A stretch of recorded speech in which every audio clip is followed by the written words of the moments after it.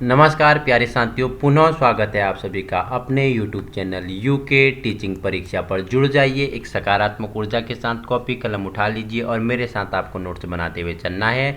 आगामी Uttarakhand LT exam 2024 की दृष्टि से महत्वपूर्ण श्रृंखलाएँ चल रही है, जिसमें हमने क्या फिलोसफर हो गया, उत्तराखंड जीके जीएस हो गया, आईसीटी हो गया, और जो हमारे क्या हैं शिक्षा नीतियां हैं उनके बारे में हमारी चर्चाएँ परिचर्चा चल रही है। डीपली व्याख्यात्मक रूप में हम परिचर्चा कर रहे हैं और उससे ही संदर्भित पेपर फर्स्ट का हम मॉक टेस्ट भी लगा रहे हैं कि किस प्रकार के क्वेश्चन बनने वाले हैं, किस प्रकार के क्वेश्चन का फॉर्मेट होता है, इंपॉर्टेंट होता है आपके लिए।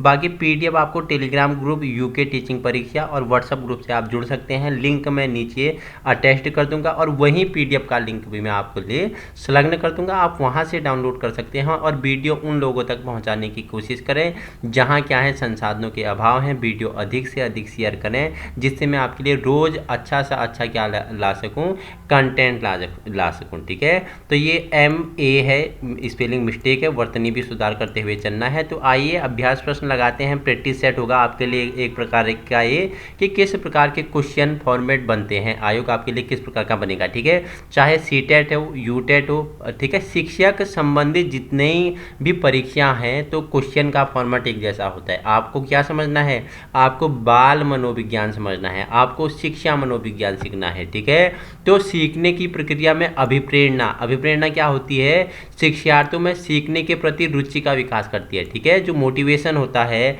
जो अभिप्रेरणा होता है, वो बच्चों में क्या सीखने के प्रति, बच्चे क्या बड़े भी, ठीक है, कोई भी एज का व्यक्ति हो, मोटिवेशन क्या करता है, उसमें सीखने के प्रति रुचि का विकास करता है। जैसे आप ठीक है प्राइवेट जॉब कर रहे हैं, आपने एक मोटिवेशन स्पीच देखा, उससे आप क्या करने लगे, आपको अच्छा लगा, आपके अंदर जोश आ गया। ठीक है, आप क्या करने लगे, उसके बाद गवर्नमेंट एग्जाम की तैयारी करने लगे। ठीक है, तो मोटिवेशनल क्या करता है, आपको सीखने के प्रति आपके अंदर क्या करता है, रुचि प्रदान करता है। मोटिवेशन भी दो प्रकार का होता है। ठीक है, एक बाह्य हो गया, एक आंतरिक हो गया। ठीक है, आप मुझे बताना कि मैंने आपसे बोला कि जो मेरे क्लास में रोज रहेगा मैं उससे क्या एक बुक्स निःशुल्क प्रोवाइड करूंगा उसके घर के एड्रेस पे। ठीक है, तो आप उस लालच में आप रोज मेरी वीडियो देखते हैं, तो आप किस प्रकार से आप बाह्य रूप से अभिप्रेरित हैं या आंतरिक रूप से अभिप्रेरित हैं। ठीक है, और आप अपने को सशक्त बनाने के लिए, ठीक है, सफलता पाने के लिए, ठीक है, एक पोस्ट पाने के लिए आप क्या कर रहे हैं, दिन प्रतिदिन आप मेरे साथ जुड़े हुए हैं, मेरे साथ तैयारी कर रहे हैं। तो आप किस प्रकार से मोटिवेट हैं, आप किस प्रकार की अभिप्रेरणा आप में है, बाह्य है या आंतरिक है। ठीक है, कमेंट में आप मुझे बताएंगे, अपना फीडबैक देंगे। ठीक है, क्वेश्चन नंबर 2 है आपके लिए, पूछ रहा है निम्नलिखित में से किस परिवर्तन को सीखने की श्रेणी में रखा जाएगा। ठीक है, देखो थर्ड ग्रेड शिक्षक भर्ती 2012 और सामान्य थर्ड ग्रेड परीक्षा 2009 में पूछा गया है, पूछ रहा है कि परिवर्तन को सीखने की श्रेणी में रखा जाएगा। व्यवहार में होने वाला परिवर्तन, परिपक्वता के कारण परिवर्तन, और डी आपका है अभ्यास या अनुभूति दोनों में होने वाला अपेक्षाकृत स्थायी परिवर्तन। तो ठीक है, तो किसे परिवर्तन में सीखने की श्रेणी में रखेंगे, जो अभ्यास या अनुभूति दोनों में होने वाली क्या अपेक्षाकृत स्थायी परिवर्तन को आप किस में रखेंगे, परिवर्तन को सीखने की श्रेणी में रखेंगे। ठीक है, क्वेश्चन नेक्स्ट है आपके लिए, निम्न में से कौन सी जन्मजात या आंतरिक अभिप्रेरणा नहीं है। तो भूख प्यास ये आपकी क्या है, ये सभी आपकी क्या है, जन्मजात हैं। ठीक है, और जो उपलब्धि की आवश्यकता होती है ये जन्मजात अभिप्रेरणा नहीं होती है। ठीक है, ये आप जन्म लेते हो,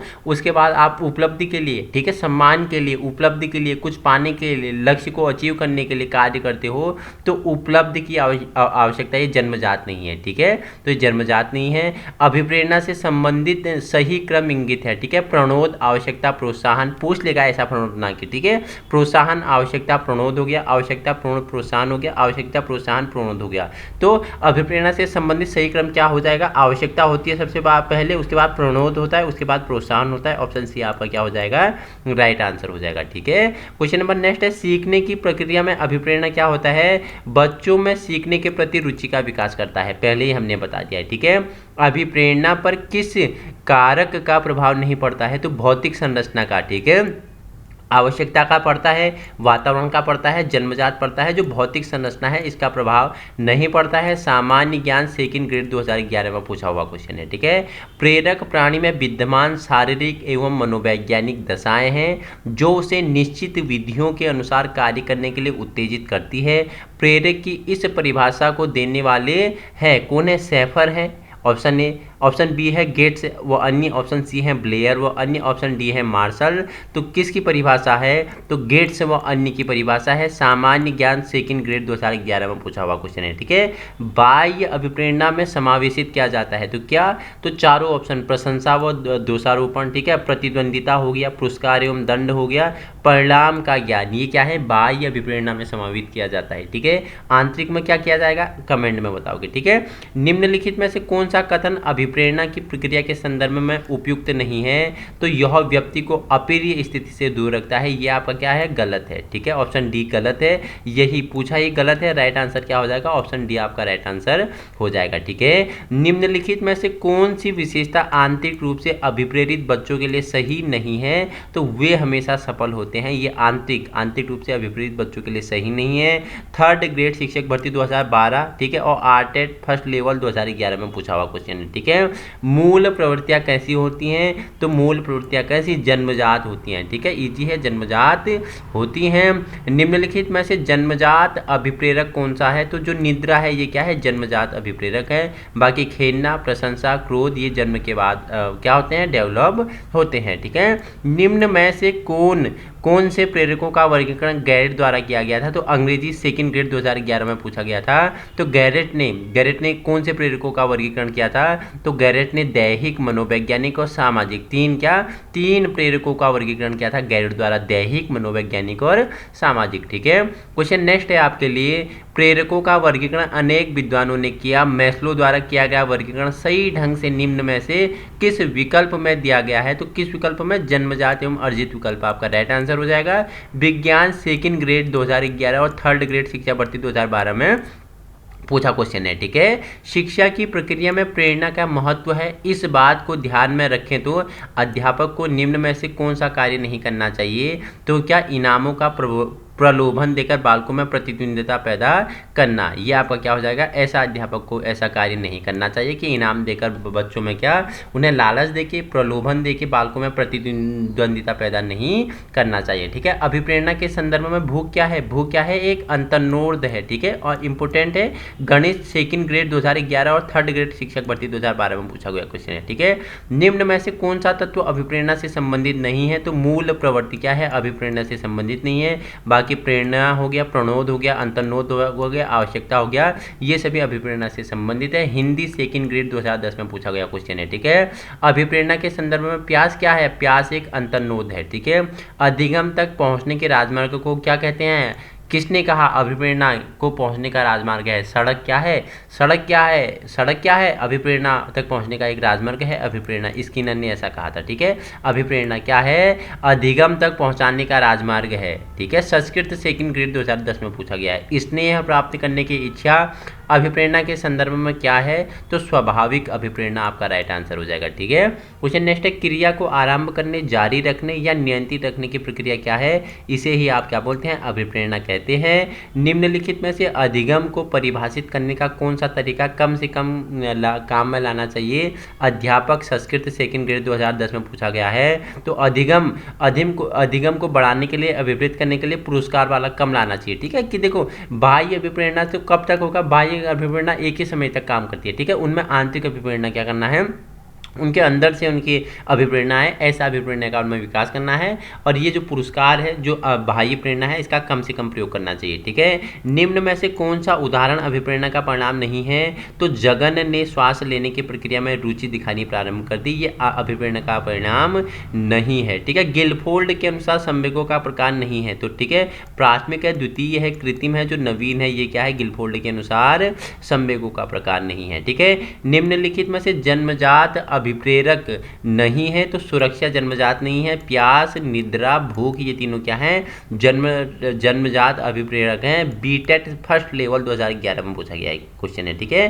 प्रेरणा का स्रोत निम्नलिखित में से कौन सा नहीं है, तो आदत नहीं है, ठीक है। एक विद्यार्थी मेडिकल कॉलेज में दाखिला लेने के लिए कठिन परिश्रम करता है ताकि वह प्रवेश परीक्षा में उत्तीर्ण हो सके। यह विद्यार्थी को, देखो ये आंतरिक अभिप्रेरणा है, कठिन परिश्रम कर रहा है, दिन रात एक कर रहा है, क्यों, क्योंकि उसे मेडिकल कॉलेज में दाखिला लेना है, ठीक है, उसे इंटेंस एग्जाम पास करना है, उसे छात्रवृत्ति चाहिए, तो वो क्या है, आंतरिक, अपने अंदर से क्या है, प्रेरित है, ठीक है, आंतरिक रूप से क्या है, अभिप्रेरित है। ऐसे क्वेश्चन सीटेट में बहुत बनते हैं, ठीक है। क्वेश्चन नेक्स्ट है, एक अध्यापक को निम्न में से किस कथन से सहमत होना चाहिए, तो किस कथन से, तो ऑप्शन ए है आंतरिक अभिप्रेरणा तब तक होती है जब तक अधिगमकर्ता बाह्य संतोषजनक परिणाम का अनुभव करने के लिए कार्य करते हैं। ऑप्शन बी है बाह्य अभिप्रेरणा तब होती है जब अधिगमकर्ता बाह्य पुरस्कार प्राप्त करने के लिए कार्य करते हैं। और ऑप्शन सी है बाह्य पुरस्कार में स्थायी व्यवहार परिवर्तन होता है। ऑप्शन डी है बाह्य पुरस्कार अभिप्रेरणा आंतरिक अभिप्रेरणा को प्रदान करती है। तो एक अध्यापक को निम्न में से किस कथन से सहमत होना चाहिए, तो ऑप्शन बी आपका क्या, बाह्य अभिप्रेरणा तब होती है जब अधिगमकर्ता बाह्य पुरस्कार प्राप्त करने के लिए कार्य करते हैं, ठीक है। निम्नलिखित में से जन्मजात है, तो अभियोग्यता क्या है, जन्मजात है। Andhra Pradesh TET second level 2011 में पूछा गया क्वेश्चन है, ठीक है।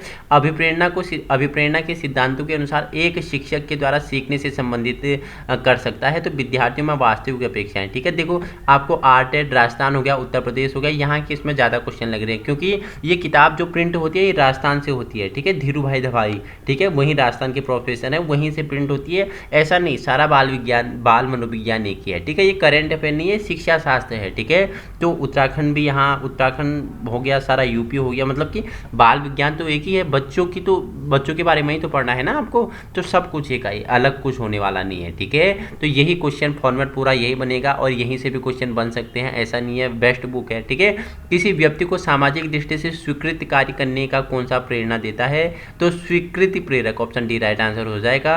सशक्त अभिप्रेरणा सीखने का प्रभावशाली घटक है, इसमें बालक क्या करता है, शीघ्र सीखता है। देखो पूछा है, स्कूल लेक्चरर एग्जाम 2016 में क्वेश्चन पूछा है कि सशक्त अभिप्रेरणा सीखने को प्रभावशाली घटक है, इससे बालक क्या करता है, शीघ्रता से सीखता है, ठीक है। एक आंतरिक मानसिक दशा को जो व्यवहार में आरंभ करने तथा बनाए रखने की प्रवृत्ति करती है उसे कहलाते हैं, उसे क्या कहते हैं, अभिप्रेरणा कहते हैं। स्कूल लेक्चर एग्जाम 2003 में पूछा गया क्वेश्चन है। और एक छात्र बोर्ड परीक्षा के लिए कठिन परिश्रम कर रहा है, उसके पिता उसे अच्छे अंक आने पर मोटरसाइकिल देने का वादा करते हैं, वो तो बाह्य रूप से क्या है, प्रेरित है, ठीक है। तो मोटिवेशन, ठीक है, मोटिवेशन अभिप्रेरणा से जितने भी इंपॉर्टेंट क्वेश्चन बनने वाले थे वो हमने परिचर्चा की है।